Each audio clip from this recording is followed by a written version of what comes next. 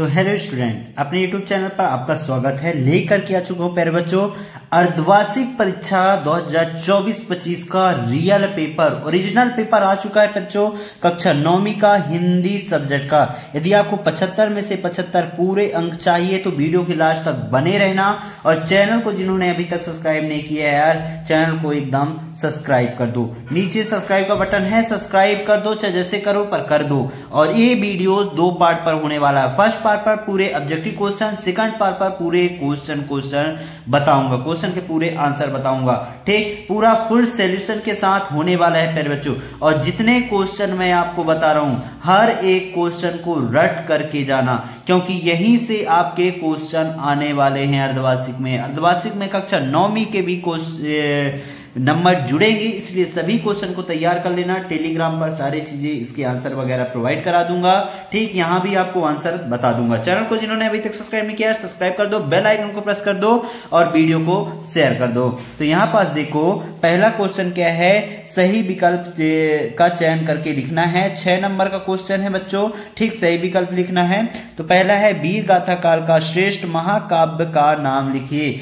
तो पद्मावत, पृथ्वीराज रासो, साकेत या रामचरितमानस। तो वीर गाथा काल के श्रेष्ठ महाकाव्य कौन सा है? पृथ्वीराज रासो। ठीक, फिर अगला क्वेश्चन, कैदी और कोकिला रचना है रामधारी श्री दिनकर का, जयशंकर प्रसाद की, महादेवी वर्मा की, माखनलाल चतुर्वेदी की। तो किसकी है? माखनलाल चतुर्वेदी की है, द नंबर। ठीक, करेक्ट ऑप्शन होगा। फिर काव्य के भेद माने गए हैं। काव्य के कितने भेद माने गए हैं? 2, 3, 4 या 6।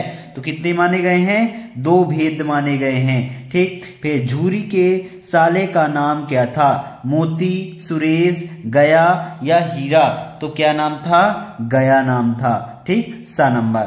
इसी क्रम में यहां पास अगला देखिए क्वेश्चन, विचार विनिमय के माध्यम को क्या कहते हैं? भाषा, शब्द, क्रिया या वाक्य। तो क्या कहते हैं प्यारे बच्चों? भाषा कहते हैं। क्या कहते हैं? भाषा कहते हैं। ठीक, फिर फणिनाथ रेणु के प्रसिद्ध आंचलिया उपन्यास का नाम है। तो देहाती दुनिया, गोदान, मैला आंचल या साकेत। तो इसका आंसर होगा मैला आंचल। ठीक, इस तरीके से आप पूरे ऑब्जेक्टिव के आंसर लगा लेना। अगला क्वेश्चन है, रिक्त स्थानों की पूर्ति करो। 6 नंबर का क्वेश्चन है प्यारे बच्चों। इनके आंसर पूरा मैं बताते जा रहा हूं, नोट डाउन करते जाना। पहला क्वेश्चन क्या है, कवि रस खान बार बार खालिस्तान में जन्म लेना चाहते हैं। तो ब्रज गोकुल में। किसमें? ब्रज गोकुल में। कविता के शाब्दिक अनुशासन का नाम खालिस्तान है। तो क्या नाम है? छंद नाम है।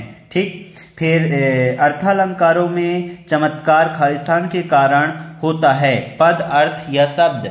तो इसका होता है अर्थ से। ठीक, फिर महादेवी वर्मा के बाबा उन्हें खालिस्तान बनाना चाहते थे। वकील, कवित्री या विदुषी।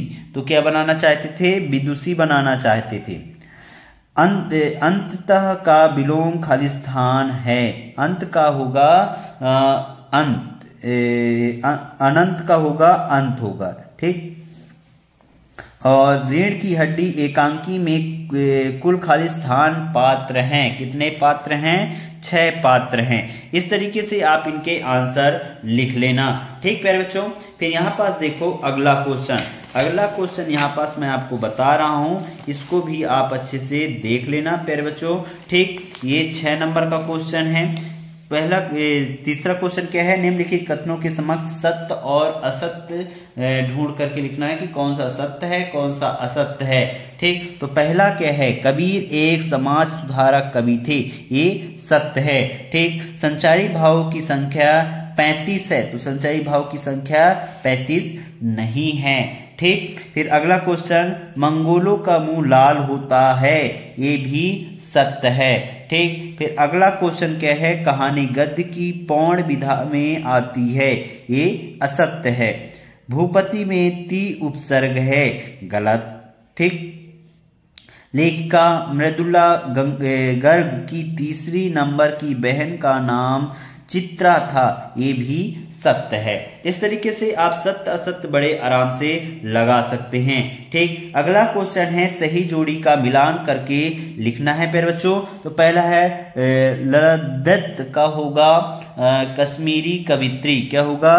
कश्मीरी कवित्री। ठीक, सवैया, सवैया का होगा वार्णिक छंद, क्या होगा? वार्णिक छंद। ठीक, फिर आग का तशम, आग का तशम होगा अग्नि, क्या होगा?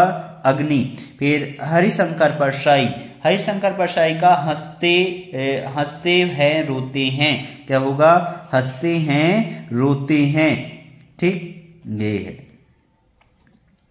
फिर इंद्र का पर्यायवाची सुरपति, क्या होगा? सुरपति। फिर बगलकोट, बगलकोट का होगा कर्नाटक का छोटा कस्बा, क्या होगा? कर्नाटक का छोटा कस्बा। 6 नंबर। इस तरीके से आप सही जोड़ी का मिलान कर लेना। अगला क्वेश्चन यहाँ पास देखो, निम्नलिखित प्रश्नों के उत्तर एक वाक्य में लिखना है। 6 क्वेश्चन है, हर एक क्वेश्चन एक एक नंबर का मिलेगा। ठीक, और अभी तक जिन्होंने चैनल को सब्सक्राइब नहीं किया, सबसे पहले चैनल को सब्सक्राइब कर लो। इसका पीडीएफ आपको नीचे डिस्क्रिप्शन पर मिल जाएगा, वहां से डाउनलोड कर सकते हैं। 5वां का पहला क्वेश्चन है, गांव में शहरी मेहमान की तरह सज धज कर कौन आया? तो कौन आया, इसका क्या आंसर होगा? गांव में शहरी मेहमान की तरह सज धज कर मेघ आए, क्या आए? मेघ यानी बादल आए। ठीक, प्रबंध काव्य के भेदों के नाम लिखिए। तो प्रबंध काव्य के भेदों के नाम है, पहला महाकाव्य, दूसरा खंड काव्य और आख्यान गीतिका। ठीक, क्या क्या है? पहला महाकाव्य, दूसरा है खंड काव्य, तीसरा क्या है? आख्यानक गीतिका। ठीक, फिर श्यामचरण दुबे ने किस विश्वविद्यालय में पीएचडी की उपाधि प्राप्त की थी? तो किस विद्यालय में? नागपुर विश्वविद्यालय में। कहाँ के? नागपुर विश्वविद्यालय में। रचना के आधार पर वाक्य के भेद, कितने भेद हैं? तो रचना के आधार पर वाक्य के 3 भेद हैं। कितने? 3 भेद। फिर लेखिका मृदुला गर्ग की परदादी ने मंदिर में जाकर क्या मन्नत मांगी थी? तो मंदिर में जाकर के क्या मन्नत मांगी थी? कि उनकी पतोहू का पहला बच्चा लड़की ही हो, क्या हो? पहला बच्चा लड़की ही हो। ठीक, लड़की की मांग की थी। इस जलप्रपात में पाठ में बाढ़ के पानी को क्या कहा गया है? तो इस जल प्रलय में पाठ में बाढ़ के पानी को मृत्यु का तरल दूध कहा गया है। क्या कहा गया है? मृत्यु का तरल दूध कहा गया है। ठीक, फिर इनके आगे के क्वेश्चन आप देख सकते हैं। इसका वीडियो बहुत जल्द डल जाएगा क्योंकि थोड़ा वीडियो लंबा हो चुका है, इसलिए इसके आगे के क्वेश्चन का आंसर मैं बहुत जल्द डालने वाला हूं, क्योंकि आप देख सकते हैं पूरे क्वेश्चन के आंसर मैं आपको बताऊंगा। तो आप वीडियो के लास्ट तक बने रहने के लिए धन्यवाद। इसका सेकंड पार्ट का नीचे डिस्क्रिप्शन पर लिंक है, जाकर के देख सकते हैं। और चैनल को अभी तक जिन्होंने सब्सक्राइब नहीं किया, सबसे पहले चैनल को सब्सक्राइब कर दो, बेल आइकन को प्रेस कर दो और इस वीडियो को जितना हो सके अपने दोस्तों में शेयर करो, ताकि सभी के पास पहुंच पाए और वो भी अच्छे से तैयारी कर सके। ठीक, आंसर मैंने बता दिए थे। ठीक, अगला क्वेश्चन यहां से था कि 6वां नंबर क्या था? पद्य साहित्य के इतिहास को कितने कालों में बांटा गया है? क्रम में कालों के नाम लिखना है। ठीक, या कि इसके अथवा में था नई कविता के कोई 2 कवियों के नाम एवं उनकी एक एक रचना के नाम लिखना है। तो यहाँ पास आप देख सकते हैं अच्छे से, यहाँ पास स्पष्ट रूप से आपको दिख रहा होगा। ठीक, क्या है? नई कविता के 2 कवियों के नाम एवं उनकी रचनाओं के नाम क्या क्या है? कवि अज्ञेय, रचना क्या है? बावरा आहेरी और कवि एक धूमिल हैं जो कि संसद की सड़क तक, ये वाली इनकी रचनाएं हैं। आप इस दोनों को अच्छे से लिख लेना। ठीक, अगला क्वेश्चन क्या है प्यारे बच्चों? अगला क्वेश्चन यहाँ पास मैं आपको बताते जा रहा हूँ, आप इसको नोट डाउन कर सकते हैं। ठीक, यहाँ पास आप देख सकते हैं अगला क्वेश्चन है क्या है? सुमित्रानंद पंत अथवा माखनलाल चतुर्वेदी के भाव सौंदर्य की दो विशेषताएं लिखना है। ठीक, इसके आपको आंसर मिल जाएगा टेलीग्राम पर या कि वीडियो के लास्ट पर बता दूंगा। अगला है, कवि पंत ने गांव को मरकत डिब्बे सा खुला क्यों कहा गया है, लिखिए। अथवा कवित्री ललदत्त का घर जाने की चाय से क्या तात्पर्य है? तो ये वाले का आंसर मैं यहाँ पास आपको बता रहा हूँ, आप इसको नोट डाउन कर सकते हैं। देखिए यहाँ पास विधिवत दिया गया है। ठीक, इसको आप देख सकते हैं अच्छे से, ये पूरा यहाँ पास आंसर दिया गया है। ठीक बच्चों,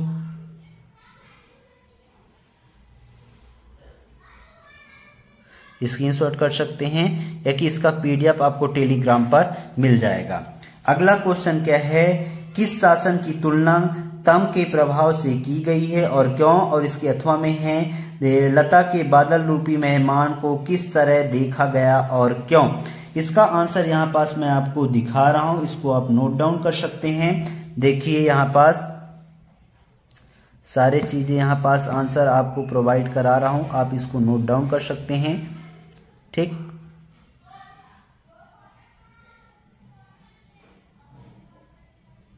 ये पूरे क्वेश्चन की आंसर यहाँ पास विधिवत दिया गया है। ठीक बच्चों, फिर अगला क्वेश्चन यहाँ पास देखिए, सवैया छंद की परिभाषा लिखना है। ये 2 नंबर का क्वेश्चन है। ठीक ना, और इसके अथवा में है, पंडित जगन्नाथ के अनुसार काव्य की परिभाषा लिखिए। तो यहाँ पास सवैया छंद की परिभाषा यहाँ पास आप देख सकते हैं, विधिवत सवैया छंद की परिभाषा यहाँ पास दी गई है, आप इसको नोट डाउन कर लेना। ठीक, स्क्रीनशॉट ले सकते हैं, वीडियो को रोक करके लिख लेना। अगला क्वेश्चन, खंड काव्य और महाकाव्य में दो अंतर लिखना है और उपमा अलंकार की परिभाषा उदाहरण सहित लिखना है। तो यहाँ पास खंड काव्य और महाकाव्य में अंतर यहाँ पास दिखा रहा हूँ, आप इसको नोट डाउन कर सकते हैं प्यारे बच्चों। ठीक, नोट डाउन कर लेना। यहाँ पास ये महाकाव्य का है, ठीक, ये 4 पॉइंट, और यहाँ पास खंड काव्य का 2, ये अलग अलग बीच से लाइन खींच लेना, खंड काव्य का खंड काव्य तरफ और महाकाव्य का महाकाव्य तरफ लिख लेना। ठीक, फिर यहाँ पास गद्य की प्रमुख विधाओं के नाम लिखना है और इसके अथवा में है, व्यंग्य विधा का सामान्य परिचय लिखिए। तो यहाँ पास मैं आपको गद्य विधा की प्रमुख रचनाओं के, गद्य विधा की प्रमुख विधाएं कौन सी, गद्य की प्रमुख विधाओं के नाम, तो ये आप देख सकते हैं। गद्य की प्रमुख विधा निबंध, कहानी, उपन्यास, नाटक, आलोचना, जीवनी, आत्मकथा, यात्रा वृत्त, संस्मरण और पत्र हैं। ये 10 विधाएं यहाँ पास मैंने आपको दिखा दिए, इसको आप लिख लेना। ठीक, अगला क्वेश्चन क्या है? अगला क्वेश्चन है, मुंशी प्रेमचंद अथवा महादेवी वर्मा की 2 रचनाएं लिखते हुए साहित्य में स्थान क्या रहा उनका? तो ये वाला क्वेश्चन है, इसका आंसर आप ढूंढ लेना। ठीक, या कि मैं टेलीग्राम पर इसका आंसर डाल दूंगा। 14 नंबर को भी आप इसको अच्छे से कर लेना। ठीक, 15 नंबर क्या है, सलीम अली पक्षी प्रेमी कैसे बने, लिखिए। अथवा में है, लेखिका महादेवी वर्मा ने मेरे बचपन के दिन पाठ में अपनी माँ के किन किन विशेषताओं के बारे में बताया, लिखिए। तो ये वाला इसका आंसर मैं आपको बताए दे रहा हूं, यहाँ पास देख सकते हैं। सलीम अली पक्षी प्रेमी कैसे बने, तो इसका आंसर यहाँ पास पूरा विधिवत दिया गया है, आप इसको नोट डाउन कर सकते हैं प्यारे बच्चों। ठीक, पूरा विधिवत यहाँ पास आंसर दी गई है, आप इसको नोट डाउन कर लेना। ठीक, सारी चीजें लिख लेना। फिर यहाँ पास देखो अगला क्वेश्चन, निम्नलिखित मुहावरों के अर्थ लिखते हुए वाक्य प्रयोग करना है। फूला न समाना, ईद का चांद होना, और इसके अथवा में क्या है, संधि की परिभाषा एवं प्रकारों के नाम। तो यहाँ पास देखिए संधि की परिभाषा आप विधिवत यहाँ पास लिख लेना, यहाँ से यहाँ तक का है। और संधि के प्रकार, संधि के 3 प्रकार होते हैं, स्वर संधि, व्यंजन संधि और विसर्ग संधि। तो परिभाषा सहित मैंने यहाँ पास आपको आंसर बता दिए हैं। ठीक, फिर यहाँ पास देखिए अगला क्वेश्चन क्या है, बाढ़ पीड़ितों की मदद के लिए हर नाव पर क्या क्या सामग्री होना आवश्यक है, अथवा कर्णेश्वर रेणु के मित्रों के नाम लिखना है। तो ये वाला आंसर 17 का अथवा वाला का आंसर मैं आपके पास आपको बताए दे रहा हूँ। फर्णेश्वर रेणु के मित्रों का नाम क्या था, राजकमल चौधरी, अज्ञेय, यशपाल, भगवती चरण वर्मा, नमीचंद्र जैन। ये आप लिख लेना, ठीक। 18वां में क्या है, संदर्भ प्रसंग सहित व्याख्या करने को है, इसको आप अच्छे से कर लेना। 19वां क्वेश्चन भी यहाँ पर संदर्भ सहित व्याख्या करना है, इसको आप अच्छे से देख लेना।